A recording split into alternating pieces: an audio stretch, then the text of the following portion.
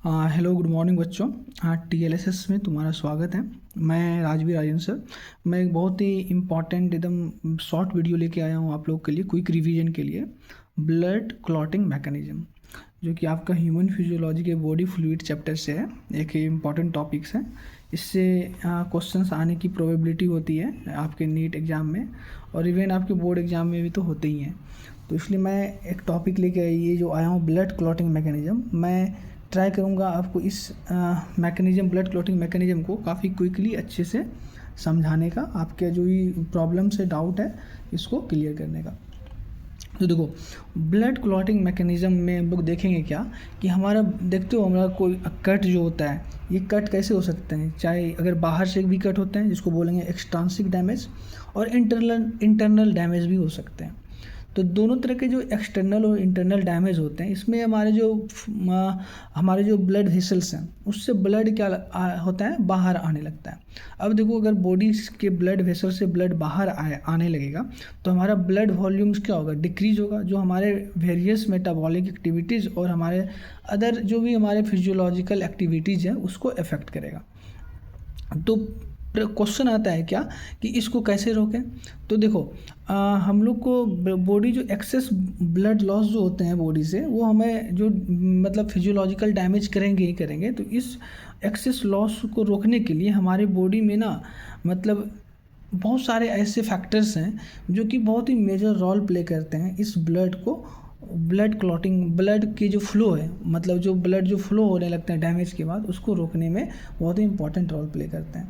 तो हम लोग इसी मैकेनिज्म को जानेंगे कि किस तरह से वो कौन कौन से फैक्टर हैं जो क्या करते हैं, ब्लड फ्लो को रोकने का काम करता है। तो देखो बच्चों, डैमेज दो तरह का हो सकता है। एक क्या हो सकता है, हमारा एक्सट्रांसिक डैमेज होंगे। कैसा होंगे? एक्सट्रांसिक डैमेज। एक्सट्रांसिक डैमेज में क्या होगा बच्चों, रैपिड ब्लड का जो फ्लो होगा। जब एक्सट्रांसिक डैमेज, अगर मान लो किसी तरह का कट लग गया तो काफ़ी रैपिड स्पीड में ब्लड क्या होगा ना, बॉडी से बाहर आएगा। ठीक है ना। अब देखो क्या होता है, जब एक्सट्रांसिक डैमेज होगा तो क्या होगा, इसमें हमारा क्या होता है, सेल्स में डैमेज होगा। ठीक है ना। और ब्लड वेसल्स से क्या होगा, ब्लड जो होते हैं ब्लड वेसल से बाहर आने लगेगा। तो हम लोग क्या लिख सकते हैं यहाँ, damage in cells, damage in cells. ठीक है ना। और दूसरा क्या होगा, आउटसाइड द ब्लड वेसल्स, मतलब कि damage the cells outside the blood vessels. Blood vessels से बाहर हमारा सेल डैमेज हुआ, और ब्लड वेसल्स को भी क्या कर दिया, डैमेज करने के बाद बॉडी से ब्लड बाहर निकलने लगा। अब देखो क्या होता है, जैसे एक्सट्रांसिक डैमेज होता है, ब्लड वेसल्स डैमेज होता है, ब्लड डैमेज सेल्स होते हैं, ब्लड क्या होता है, बाहर निकलना स्टार्ट होता है। तो ऐसे में क्या होता है ना, एक फैक्टर है जिसको हम लोग बोलते हैं टिश्यू फैक्टर। क्या बोलते हैं बच्चों, टिश्यू फैक्टर। ठीक है ना। रिलीज करता है, रिलीज ऑफ टिश्यू फैक्टर। जैसे एक्सट्रांसिक डैमेज होगा, ये क्या करेगा, release of tissue factor, tissue factor को रिलीज करेगा। ठीक है ना। कौन रिलीज करता है टिश्यू फैक्टर को, टिश्यू फैक्टर रिलीज करता है बाय डैमेज सेल, और by damage cell inside the blood vessels. Blood vessels के अंदर जो डैमेज सेल है वो क्या करेगा, टिश्यू फैक्टर क्या करेगा, रिलीज करेगा। और ये टिश्यू फैक्टर को हम लोग बोलते हैं थ्रोम्बोप्लास्टिन। क्या बोलते हैं इस बच्चों, टिश्यू फैक्टर को क्या बोलेंगे हम लोग, थ्रोम्बोप्लास्टिन।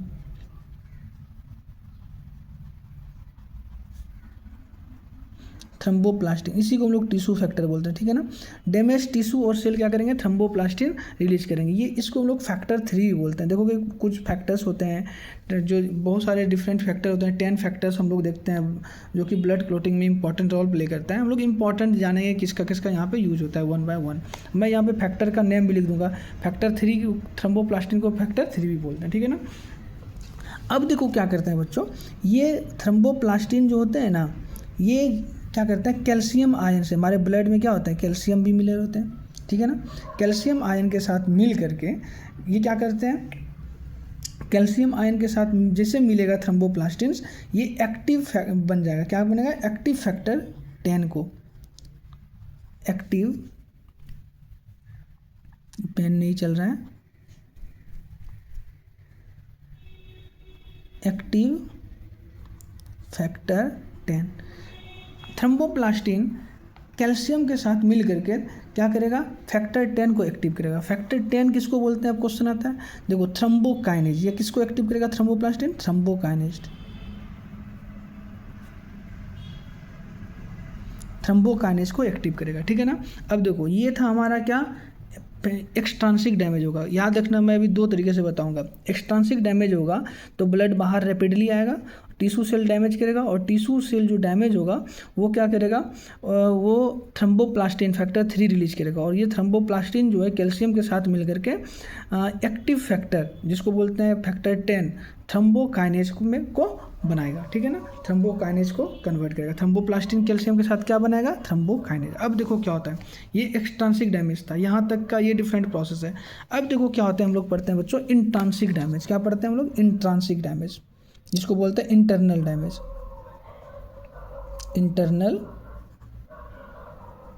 डैमेज, इंटरनल जब डैमेज होते हैं, मान लो कोई तुमको मैकेनिकल शॉक लगा, तुम्हारा ब्लड वेसल रप्चर कर गया, तो ऐसे में भी इंटरनल ब्लीडिंग भी तो होते हैं ना। ये जो इंटरनल ब्लीडिंग होते हैं ये क्या होते हैं? स्लो होते हैं। इंटरनल ब्लीडिंग कैसा होता है? स्लो होता है, ठीक है ना। अब देखो क्या होता है, ये इंटरनल ब्लीडिंग जनरली कैपिलरीज वगैरह के होते हैं। डैमेज ये कहाँ होता है? ब्लड डैमेज नियर और इन ब्लड वेसल्स। अगर मान लो ब्लड वेसल्स के नज़दीक या ब्लड वेसल्स ही किसी तरह से डैमेज हो गया, तो इसमें भी ब्लीडिंग स्टार्ट होता है, और ये ब्लीडिंग थोड़ा स्लो होता है एज कम्पेयर टू एक्सट्रांसिक डैमेज। मान लो डायरेक्ट कट गया तो उसमें ज़्यादा ब्लड होता है, ठीक है ना। अब देखो क्या होता है बच्चों, जैसे ये इंटरनल डैमेज होता है तो यहाँ पे क्या करेगा ना, ये जो इंटरनल ब्लड वेसल डैमेज होगा, अब ब्लड में क्या पाया जाता है? हमारा प्लेटलेट्स पाया जाता है। तो ये क्या करेगा, वहाँ पे जो पार्टिकुलर जहाँ पे ब्लड वेसल डैमेज हुआ वहाँ पे पार्टिकुलर क्या होगा? प्लेटलेट्स डैमेज होगा। तो ये क्या करेगा? Cause damage of platelets, cause damage of platelets, ये क्या करेगा? प्लेटलेट्स को भी डैमेज करेगा। अब देखो यहाँ पे क्या होता है, ये जो प्लेटलेट्स डैमेज होगा बच्चों, होप मैं आप लोग को समझा पा रहा हूँ अच्छे से। प्लेटलेट्स जब डैमेज होगा ये क्या करेगा? रिलीज करेगा। क्या करेगा? रिलीज करेगा फास्फोलिपिड्स। प्लेटलेट्स क्या करेगा? ये रिलीज करेगा। प्लेटलेट्स क्या करेगा? जैसे काउज करेगा, ये प्लेटलेट्स रिलीज करेगा, रिलीज फास्फोलिपिड, ये रिलीज करेगा फास्फोलिपिड्स, है ना। और ये क्या करेगा ना, फास्फोलिपिड्स को रिलीज करेगा, और ये क्या करेगा? एक्टिवेट्स कर देगा फैक्टर 12 को। किसको रिलीज करेगा? ये फैक्टर 12 को। याद रखिएगा, रिलीज किसको करेगा? ये फैक्टर 12। एक्टिवेट, ये क्या करेगा? Activates factor 12। अब देखो याद रखना है आपको, मैंने क्या बोला, इंट्रांसिक डैमेज में ये क्या करेगा? एक्टिवेट्स करेगा फैक्टर 12 को, ठीक है। अब देखो फैक्टर 12 होता है, जो फैक्टर 12 को हम लोग हैगमैन फैक्टर भी बोलते हैं। क्या बोलते हैं? हैगमैन फैक्टर, HAGMAN, ठीक है ना, हैगमैन फैक्टर। और इसको हम लोग हैगमैन फैक्टर भी बोलते हैं, और इसको और भी हम लोग बोलते हैं, ग्लास फैक्टर बोलते हैं, कॉन्टैक्ट फैक्टर बोलते हैं, ठीक है ना। इसको क्या क्या बोलते हैं? ग्लास फैक्टर,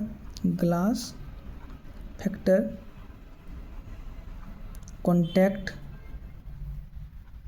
फैक्टर, देखते रहना क्या क्या है, ग्लास फैक्टर, कॉन्टैक्ट फैक्टर। एक और आता है एंटी हेमोफिलिक फैक्टर D भी बोलते हैं, या इसको क्या बोलते हैं हम लोग? एंटी फिलिक फैक्टर D बोलते हैं।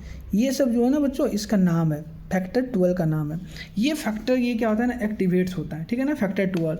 अब ये फैक्टर्स जो होता है ना, ये फास्फोलिपिड हो गया, देखो फास्फोलिपिड किसके साथ मिल करके? फास्फोलिपिड हो गया तुम्हारा, और ये जो फैक्टर 12 है, ये दोनों मिल करके क्या करते हैं? देखो ये हो गया, और ये देखो मैं ऐसे बना देता हूँ, ठीक है ना।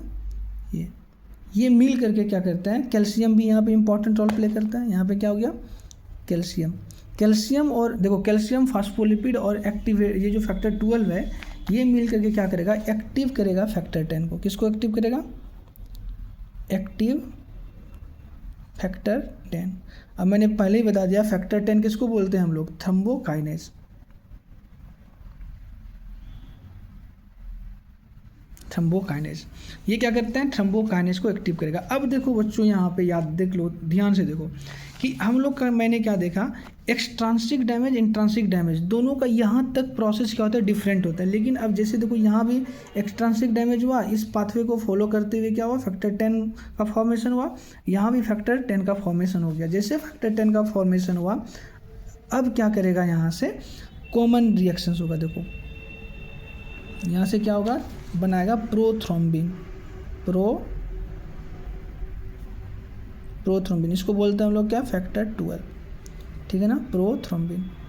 प्रोथ्रोम्बिन ऐसे ही नहीं बनेगा, जैसे फैक्टर 10 है इसके साथ मिलेगा फैक्टर 5। फैक्टर 5 को बोलते हैं हम लोग क्या, प्रोएसिलरीन।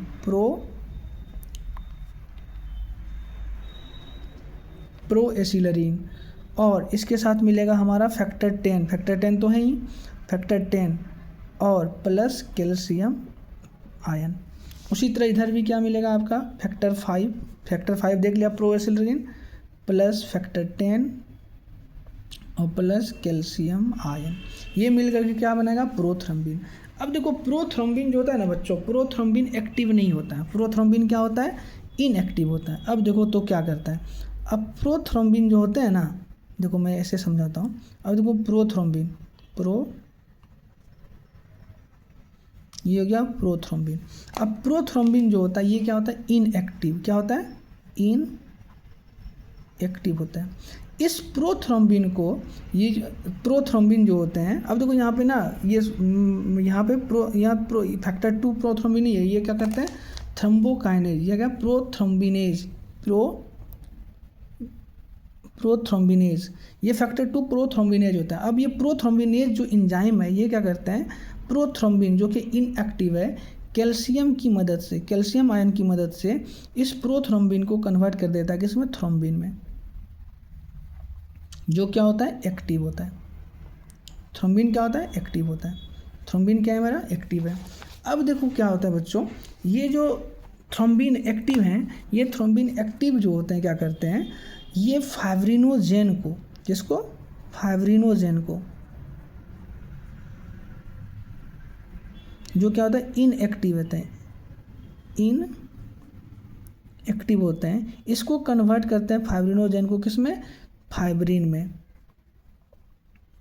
जो क्या होते हैं, एक्टिव होते हैं। फाइब्रिन जो क्या होते हैं, एक्टिव होते हैं, ठीक है ना।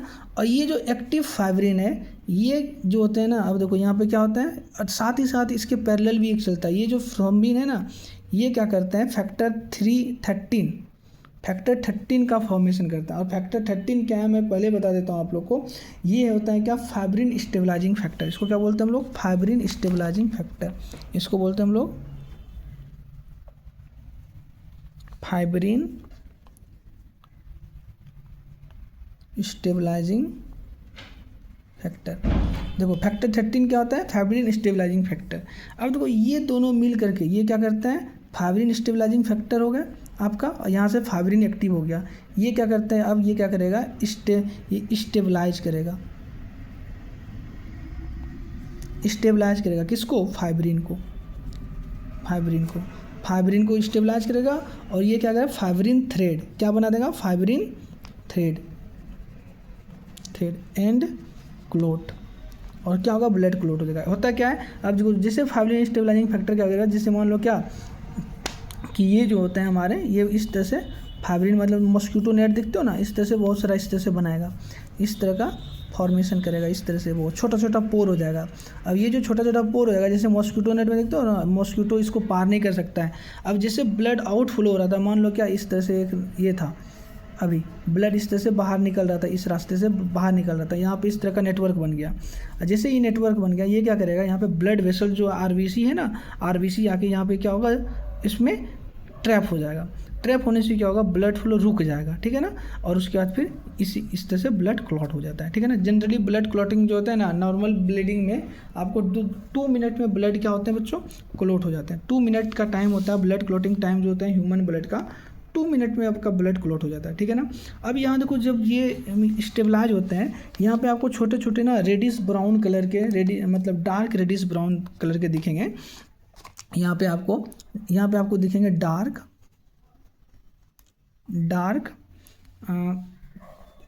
रेडिश ब्राउन दिखेंगे, डार्क रेडिश ब्राउन फॉर्म्ड होगा, जिसको बोलते हैं, याद रखिएगा, स्कम।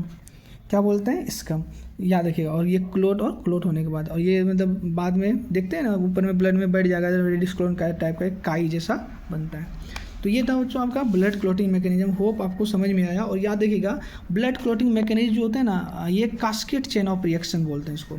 ये जितने भी आप रिएक्शन देख रहे हो एक के बाद एक हो रहा है, ठीक है ना। ऐसा नहीं कि मतलब कि जैसे डैमेज हुआ हमारा तो डायरेक्ट हमारा फाइब्रिन स्टेबलाइज होने लगेगा, नहीं होगा। एक पाथवे को फॉलो करेगा, ठीक है ना। यही पाथवे हमारा जो होता है, ये क्या कहलाता है, ये पाथवे हमारा कहलाता है कास्केड चेन ऑफ रिएक्शन। ये क्या कहलाता है, हमारा कास्केड चेन ऑफ रिएक्शन कहलाता है, ठीक है ना। होप आपको ये हमारा ब्लड क्लॉटिंग फैक्टर समझ में आया, ठीक है ना। तो मैं एक बार ऐसे कर देता हूँ। तो थैंक यू आप लोग।